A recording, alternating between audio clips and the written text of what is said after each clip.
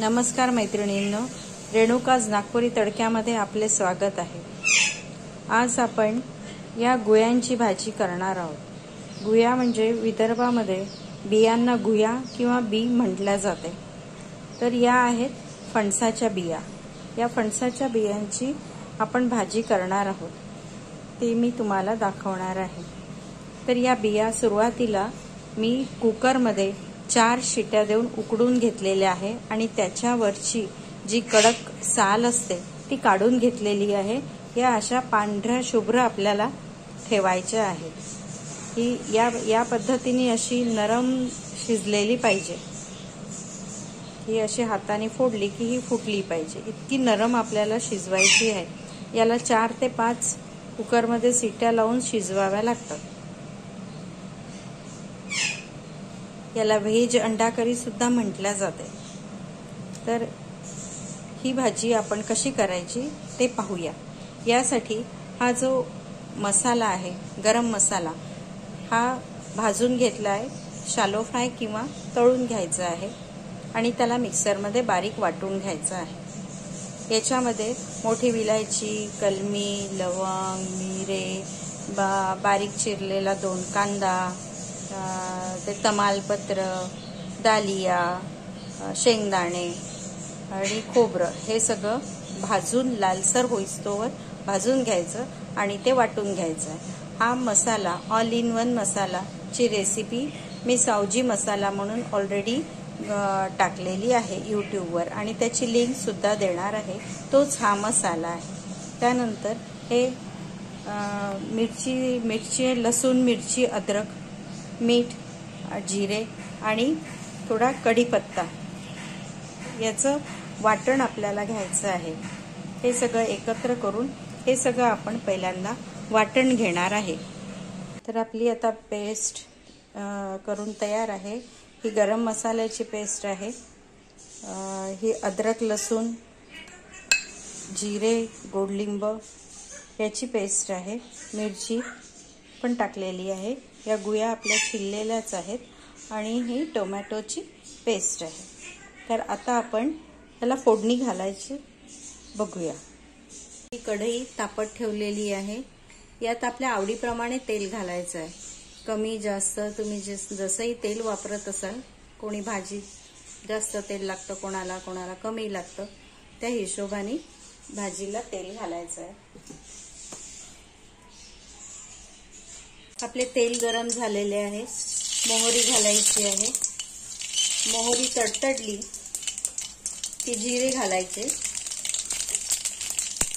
त्यानंतर हा बारीक चिरलेला कांदा घालायचा।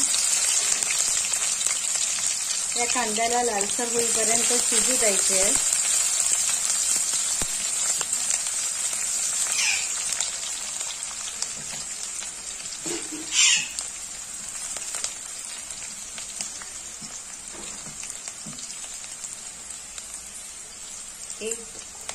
इथे टीप आहे, कांदा लवकर शिजावा म्हणून त्यात हळद आधीच घालण्यात येते। जर आपल्याला घाई आहे आणि कांदा लवकर शिजायला पाहिजे किंवा लाल व्हायला पाहिजे तर हळद पटकन टाकून द्यायची, म्हणजे कांदा लवकर लालसर होऊन आपल्या फोडणीसाठी तयार होतो।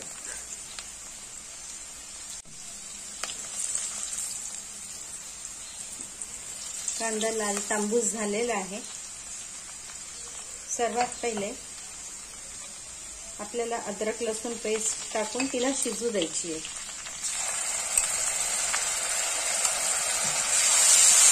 2 टीस्पून अद्रक लसूण पेस्ट टाकलेली आहे। त्या गुया मी 1 पाव घेतलेले आहे। एका पावासाठी 2 टीस्पून अद्रक लसूण पेस्ट, तिचा उग्र वास जाण्यासाठी याला थोडंसं शिजू द्यायचं आहे। या पेस्टला पण, म्हणजे तिचा उग्र वास निघून जातो, चव चांगली लागते।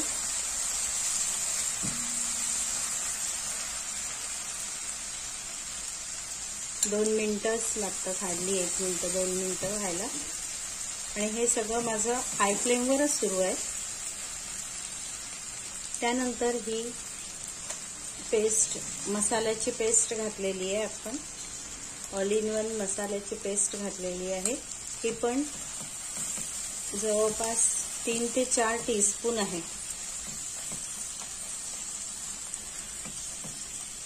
हिला पण या तेलामध्ये छान शिजू द्यायचं आहे, जेणेकरून या मसाल्याचा सगळा सेंट या तेलाला म्हणा किंवा फोडणीला लागला पाहिजे.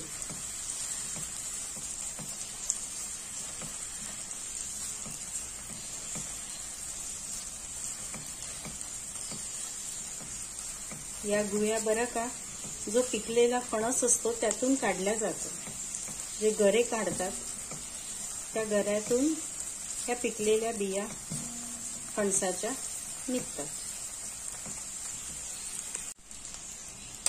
आपण हळद आधीच घातली आहे.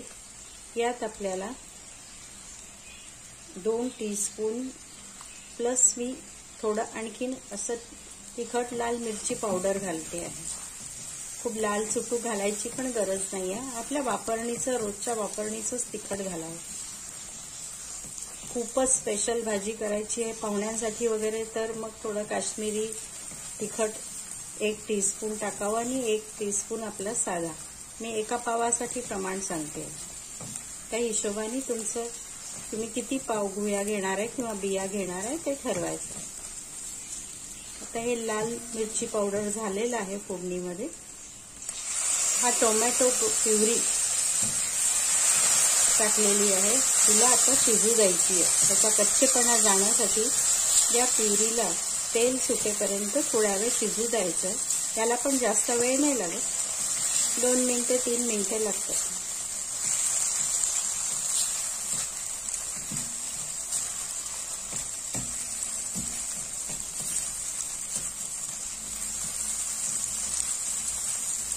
छान होऊ द्यायचं आहे.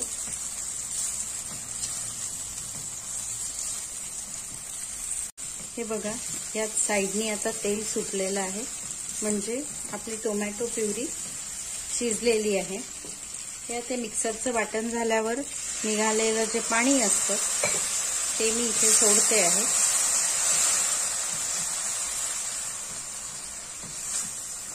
आता याला पण थोडंसं शिजू द्यायचं आहे. एक उकळ काढायची आहे पाणी टाकल्यावर या मसाल्याला.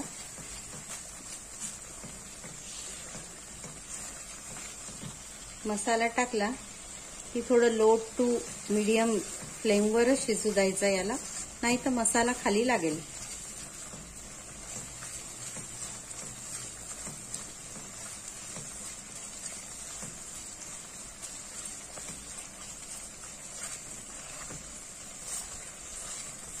आता याला उकळ आलेली आहे. आपला मसाला शिजून रेडी आहे. त्यात या बिया आपल्याला घालायच्या आहेत.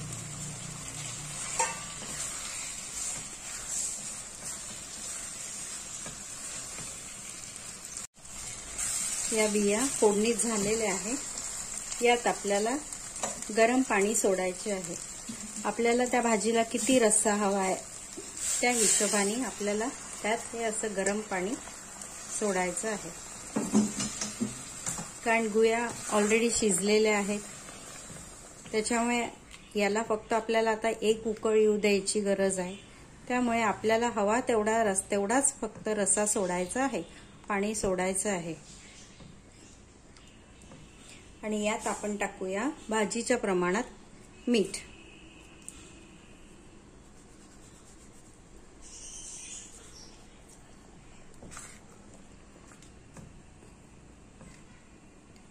आणि या भाजीला आपण आता 5 मिनिटं उकळ येईपर्यंत झाकून ठेवायचे आहे. तर आता आपल्या भाजीला छान उकळी फुटलेली आहे, उकळी छान उकडली आहे. तर आता आपली भाजी तयार आहे. यात आपल्याला तडका सोडायचा आहे. मी ही भाजी शिजेपर्यंत 5 मिनिटच लागले या भाजीला शिजायला, जास्त वेळ नाही लागला. तोपर्यंत मी गॅसवर आपला नेहमीचा तडका तयार केलेला आहे. हा तडका आपल्याला या भाजीवर सोडायचा आहे.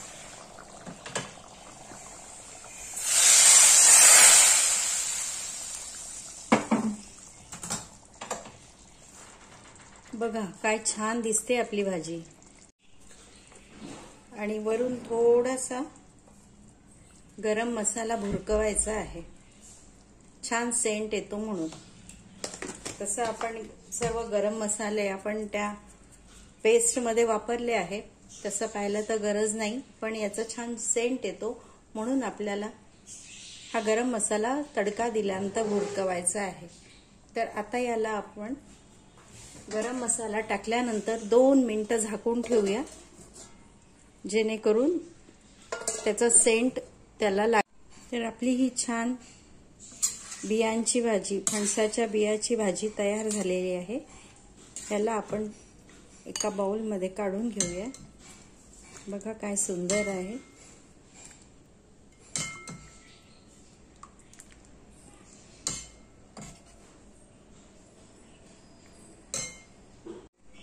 तर ही इतकी सुंदर भाजी आपली तयार झाली आहे. तर मैत्रिणींनो, चला करा तुम्ही पण फणसाच्या बियांची भाजी. त्या विशिष्ट वेळातच निघतात आणि विशिष्ट वेळातच आपल्याला करायला मिळतात. तर आता त्या मिळत आहेत म्हणून तुम्ही पण करा सुरुवात. नमस्कार.